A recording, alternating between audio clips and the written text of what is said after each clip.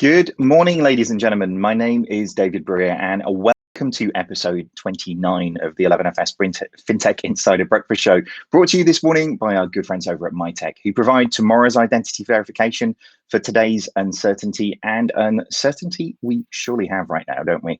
In this show, we bring you the best and the brightest from around the fintech and banking landscape every single weekday, straight into your homes at 8:30 BST here on LinkedIn Live. Today, I'm absolutely thrilled to be joined by Eric Wilson, who is the CEO over at Xinja, who have been absolutely tearing it up over in Australia right now. So, Eric, how's it going? Thank you so much for, not getting up early for us, but you've just finished your day over there, I guess, haven't you?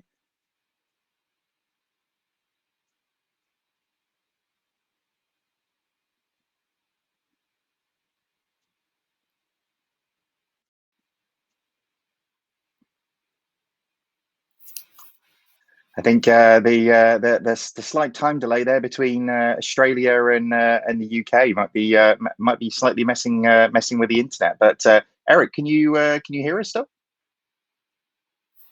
I think we're good to go. Eric, can you hear us?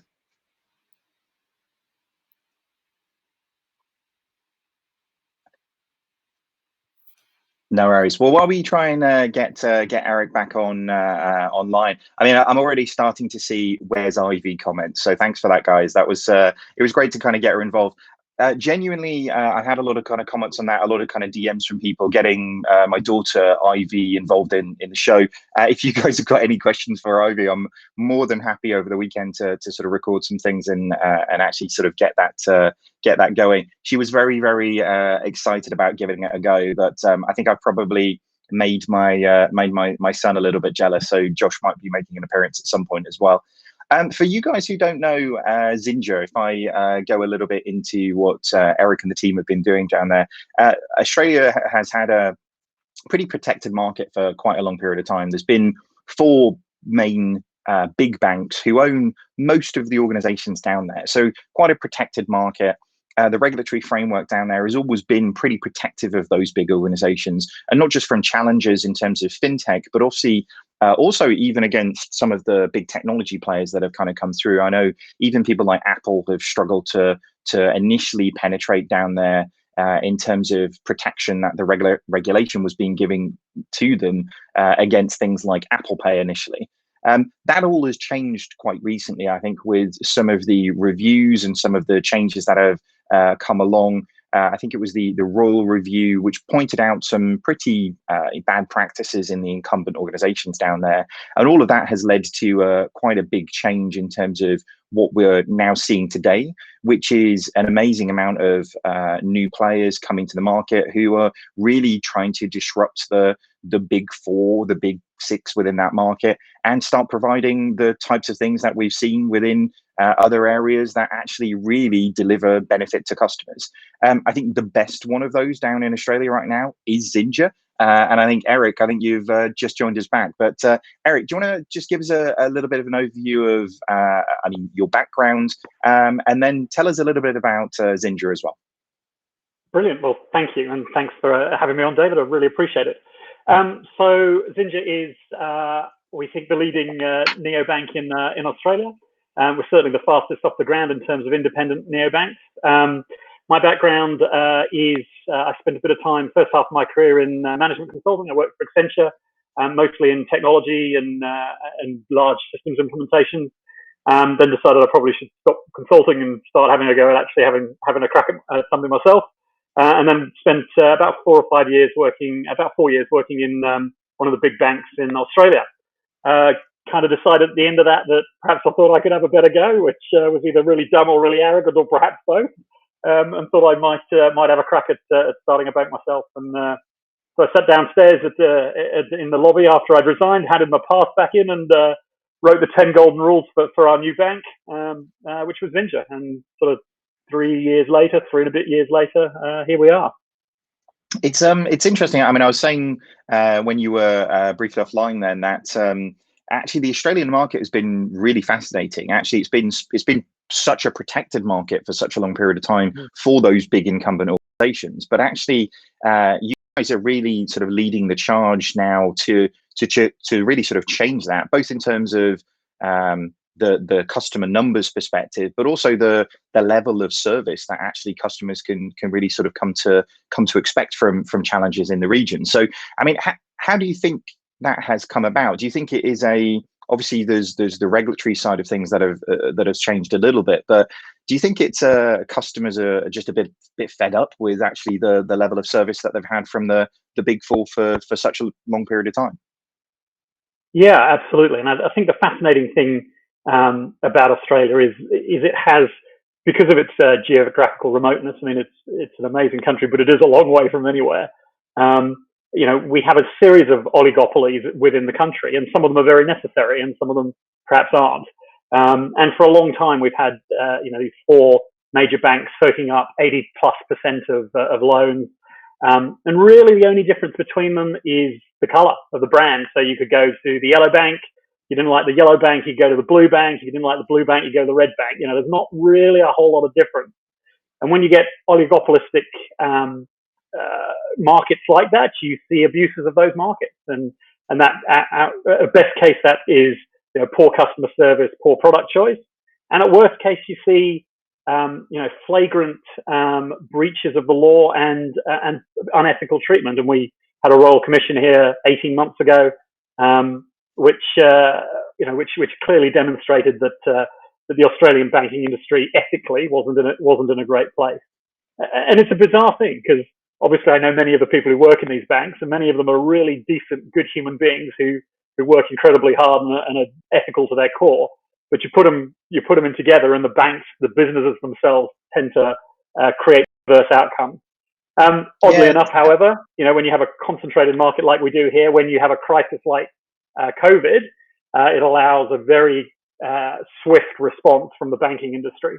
So, it's definitely pluses and minuses. Yeah, I mean, I think it's a really fair point to point out. Like you say, nobody. I mean, I don't think in any of these organizations somebody has a evil plan like 1 to 5. Like these are the things that we're going to do, and it's never really like a big strategic negative that they're trying to set up. It's lots of incremental. I mean, I remember having this conversation with Ross McEwen actually at RBS, who's now back over in Australia. It's not one big step that anybody ever takes that leads to a problem. It's lots of micro tactical changes that either negatively impact the culture of an organization, or which in turn, like you say, compresses the ability of those good people in those organizations to do the things that they need to, or it's a number of cross-business initiatives that actually lead the organization in tangential directions.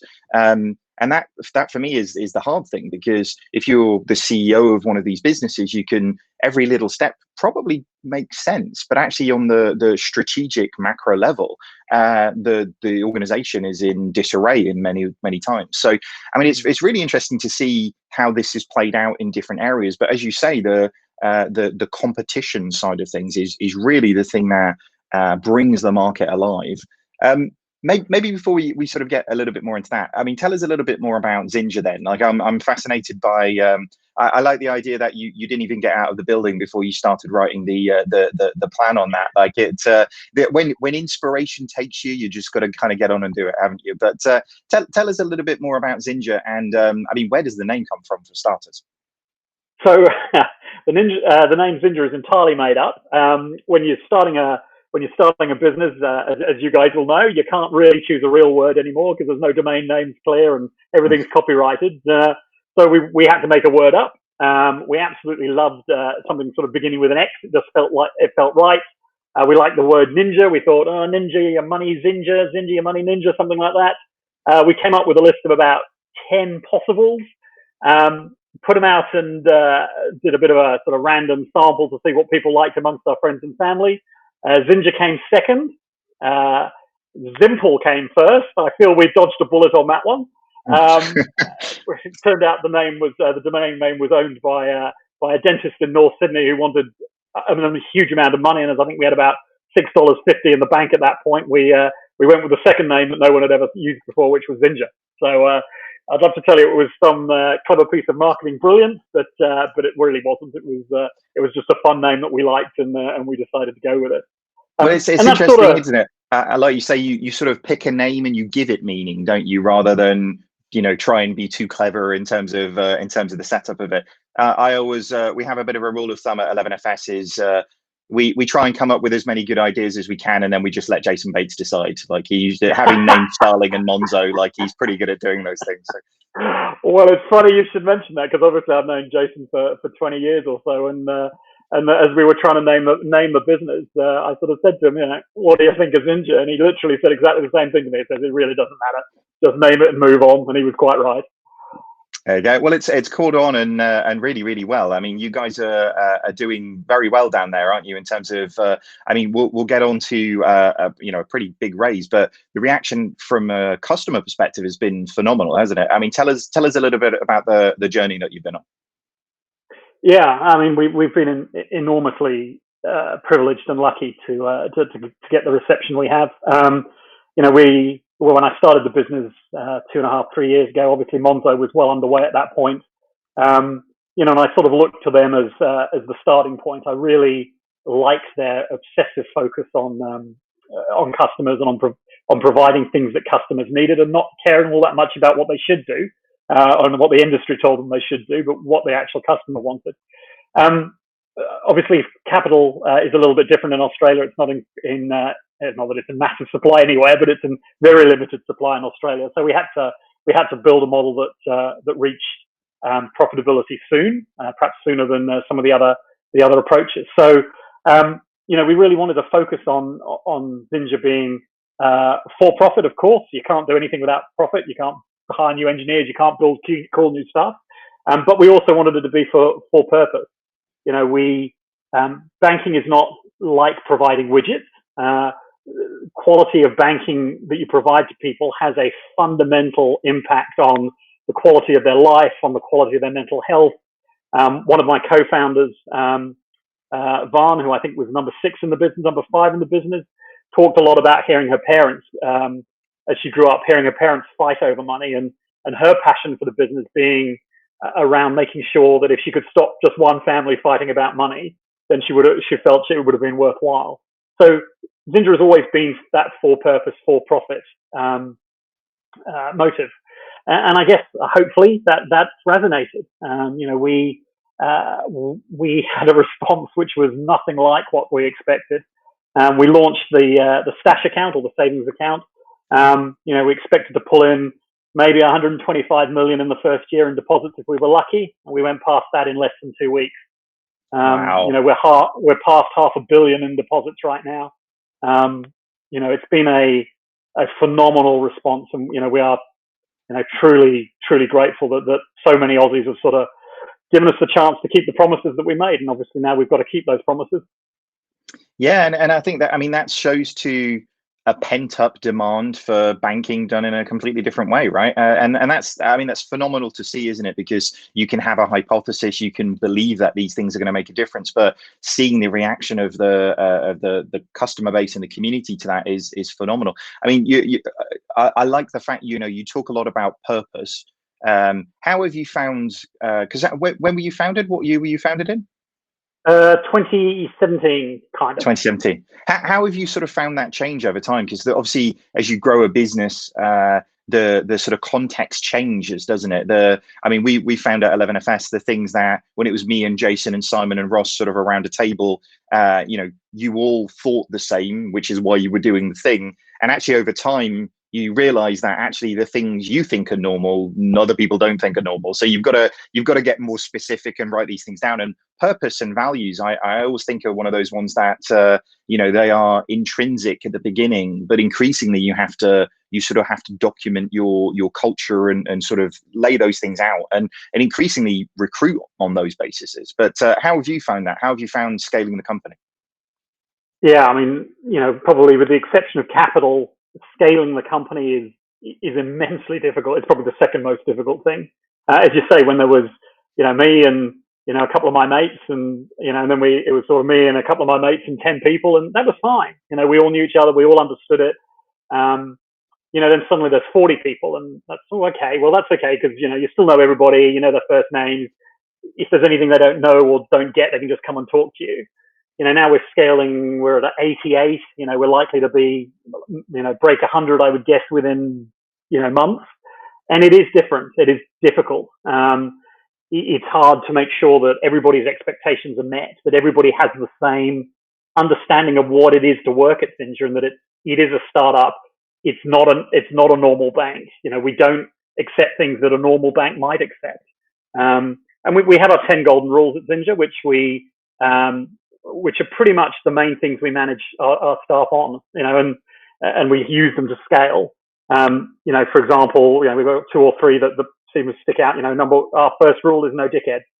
So doesn't matter how good you are, doesn't matter how brilliant you think you are, doesn't matter how nice your suit is or how important you are. If you're fundamentally just not a nice person and people don't want to be around you, you've got no place at Xinja. We expect our people to have high EQs and high IQs. Obviously, sometimes the CEO gets away with breaking the no dickhead rule, probably, but as a rule, we have. There's got to be some privileges every so often, isn't there? But I mean, we had that. We had that exact same rule as well. And actually, do you know what the thing that I always like about that, and I know I'm sure you've got it as well, is actually it forces people to take ownership.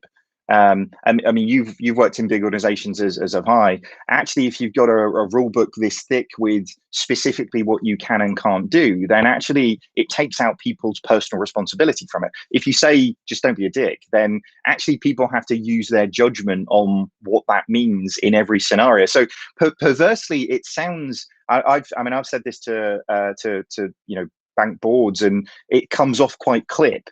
But actually, it's very intentional, leaving gaps there that actually people have to take personal responsibility for. And I mean, many of the big banks, organizations the problems that they've had is because people bring your whole self to the organization. So it's I love that rule. So that's number 1, right? That is number 1, absolutely. And what you just named there is a really important thing about leaving gaps. So if you design processes and policies and procedures that are idiot-proof, they become operated by idiots. The idea, what we try really hard to do at Xinja, my God, we're nowhere near perfect, but what we try very hard at Xinja to do is to treat our staff and indeed our customers, but our staff like grown-ups. So if I trust someone to look after your money, or I trust them to, manage the risk of the business, or I trust them to create a product for our customers, why the hell am I telling them how much holiday they can have, for example? So we don't have a holiday policy at Xinja. You can take as much leave as you like. The only thing we insist on is that you take at least 4 weeks, because the place will just eat you alive. Otherwise, it moves too fast. But if you want to take 6 weeks or 8 weeks or 12 weeks, we don't care. We don't manage that or monitor that. Or if you've got kids and, your kids are sick and you just need to take a day off to look after them, if I can trust you to look after our customers, I sure as hell can trust you to decide how much holiday you're allowed. So we try really hard to do that. I mean, we have another rule, about there being no grey at Xinja. Something we're really proud to make money and we want to make lots of it, but we don't make it in a way that your grandmother wouldn't approve of. There's no grey at Xinja. It's either right or it's wrong. If you're not sure, it's wrong, and you move on. So scaling. I hope. I mean, we're only at 88, so I could be absolutely full of it. We'll find out. But I think scaling is about giving people, trusting your staff. And if, God forbid, and it hasn't happened yet, but if 1 out of 100 take advantage of that, then 1 out of 100 takes advantage of it. The 99 still do a great job and have a great place to work, and I think that translates into great customer service. Completely. I mean, I think the examples is always things like Enron and things where values were created but not really enforced. And I mean, we've done a lot of work at 11FS, and I say it's like it's not to be harsh, but these are the things that we expect. There's a ceiling on this stuff in terms of the activities, but there's a floor as well, and you've got to be very clear that you'll hire, you'll fire, you'll train, and you'll reward people based on the alignment to these things, and then that actually allows you to as you say, hire great people and leave them to get on with what they're really, really great at doing. But it's funny times. I mean, this is probably the longest into a show we've got without talking about coronavirus, so we should cover it a little bit. But I mean, how are you guys sort of dealing with it down there? Because I think you've been hit a little bit less hard than the rest of the planet so far, but obviously there's still a kind of an effect. So how's the virus impacting Australia? Yeah, I mean, it is still in terms of an economic impact, perhaps we start there. In terms of an economic impact, it is massive and severe and, and quite horrifying, to be blunt. We're suffering all the same things that many other countries around the planet are, in terms of lockdown, in terms of large numbers of people being made unemployed, often those being some of the most disadvantaged in society, or those who are younger and haven't had a chance to establish some reserve. So economically, it is an extraordinarily difficult time, and as I know your company does, and as mine will, as much as we can, we have a duty to assist where we can in that. In terms of the health crisis and the public health crisis, I must be honest, I'm quite proud to be an Australian at the moment. We have a reputation for I guess for being a bunch of convicts and not following the rules, but we seem to have reacted quite well to this, and our country has gone into a lockdown relatively early. We seem to have been quite well led by a relatively broad coalition of politicians across the spectrum. We've locked down reasonably early. We had that horrifying early peak, as all countries do, and I'm happy to say we seem to have been able to level off the infection rates. So we had, I think, something like 6 or 7 new cases of the virus yesterday across the entire country, which is a phenomenal result. And obviously, there's a long way to go. And I don't wish to sound cliche, because I know everybody else does, but there are some seriously remarkable heroes in our medical teams and our scientists and our people who are keeping the country working. But right now, if you had to be anywhere on the planet, probably here or New Zealand is the place to be. Yeah, it's like, as you say, there's an amazing amount of work being done on the front line by people to make sure everybody else is safe, and that's I mean, frontline nurses and doctors don't always get the praise that they should do, but hopefully that'll be something that comes out of this in terms of a bit of a rethink. I mean, you guys were lucky. We've got very, very good healthcare. Friends in the US.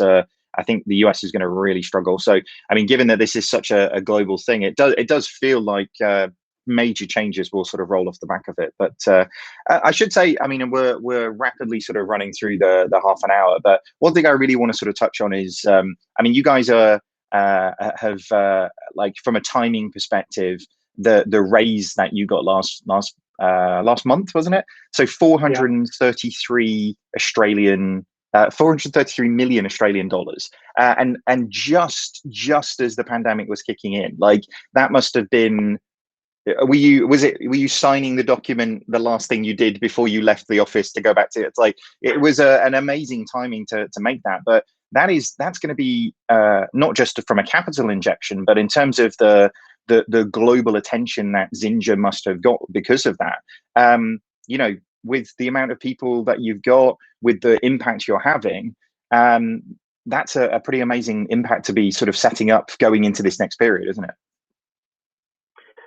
Yes, it is. I mean, it was basically an 18-month process to close this deal. We've been working with the World Investment Group out of Dubai for some time, building this deal, and we asked them to invest on 3 previous occasions, and they said not yet. You're not ready for the type of capital we can bring, and obviously, it just happened that the end of that process was as the coronavirus was breaking. It was a very strange sensation, to be honest, to be closing what should in theory have been cause for celebration. It looks like this will be the largest, certainly one of the largest investments into an Australian startup in history. But now it's really not the time for celebration and clapping ourselves on the back. Obviously, there's a lot more important things going on in the world. That said, assuming that the deal gets through all the various government regulations, which it has to, obviously, both within ourselves and the UAE, and assuming that all goes smoothly and the deal closes, which we're expecting it to, it will position us in a wonderful place. Australia desperately needs an independent bank. It needs one, that isn't owned by someone else, which most of our other neobanks are here. We're the only neobank we're the only new bank in the market that's not owned by an existing brand. And I hope it will encourage a whole bunch of other neobanks to come behind us. Obviously, it'd be nice if, in theory, it's nice if Xinja was the only neobank, but we already have an oligopoly. We don't need another one. It will be good for Australia if we can get a bunch of other neobanks getting started and getting into it. And I hope it encourages other Aussie fintechs, not just banking, but other Aussie fintechs, and perhaps the rest of the world to take a look at what is an amazing fintech community we have down here. We have some incredible talent from all over the world and homegrown, and some of the products and companies we have here, other than Xinja, are really quite amazing. Do you think? I guess with we'll probably have to go into what you're going to do with that money in another show if you want to come back and talk to us, because that's a big amount of investment there. But as you say, with open banking and a push for open data in Australia, then actually, as you say, the whole market can open up in such an amazing way. Because it feels like the next 2 years there is going to be amazing things kind of coming to market. Yeah, look, it's immensely exciting. There's no question at all about that. And again, not that I'm a great fan of politicians, but in all fairness to the current lot that are running the show, they've done a pretty good job of making some tweaks to open the market up and create an environment where new fintechs can flourish. However, in much the same way as happened in the UK a few years ago, the incumbents are fighting back. They are influencing legislation. They are making changes. They are blocking progress, as I guess anybody running an incumbent would. So there is still a very great risk in Australia of neobanks and neo fintechs and open data stumbling and falling. And I very much hope that the guardians of that, and there are some passionate guardians in the political classes in Australia of that, are able to stay true and help Australia reach an open banking environment. Very exciting. And I think, key to that in the UK has always been the role that the FCA has played from a regulation perspective. How have you found the relationship with the Australian regulators sort of changing over that period of time? Because, they've really come to the party now, haven't they? Yeah, look, we have two very capable regulatory bodies here, ASIC and APRA. They are staffed by pretty strong people who know their stuff. They're absolutely nobody's idiots. I'm not going to tell you we have a comfortable relationship with either of them, because we don't, but neither should we. They are strong regulators that protect consumers, and they protect the financial stability here. And Australia has had a very long run of very stable financial institutions and markets, and that is to be lauded. However, life is changing. There are some serious challenges and some serious benefits that can be brought to consumers. And I think new fintechs, new neobanks, they do need a little bit of nurturing to get out of the blocks. It was the same in the UK. Neobanking for the first two years in the UK looked dodgy as hell, and in the end it worked out well. In fact, it worked out very well. And I think especially with this pandemic and basically most investment capital disappearing, the regulators and indeed the government are going to have to look to nurture the fintech industry through this bump. And so far, they've shown every indication of doing so. Well, that's excellent, and long may that last. Because, like I say, it really is a fair marketplace for competition breeds much more competition and much more choice for customers, doesn't it? Which is and actually, given that choice, then I think it's pretty clear which one they're choosing right now, which is awesome. So, all right, unfortunately, we're running out of time, Eric. So you'll have to come back on the show in a couple of months' time and tell us how things are going and how the life is changing down there in Australia. But for now, unfortunately, it's probably all we've got. So, Eric, tell us where people can find out a little bit more about Xinja and actually a little bit more about you personally. If you want to know a little bit about Xinja, poodle over to our website.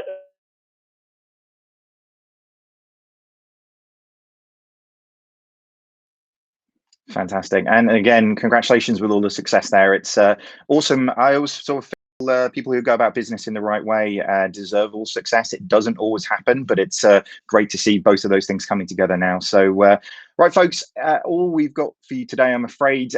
Tomorrow, if you join us here, same time, we will be joined by the Mr. Nick Ogden.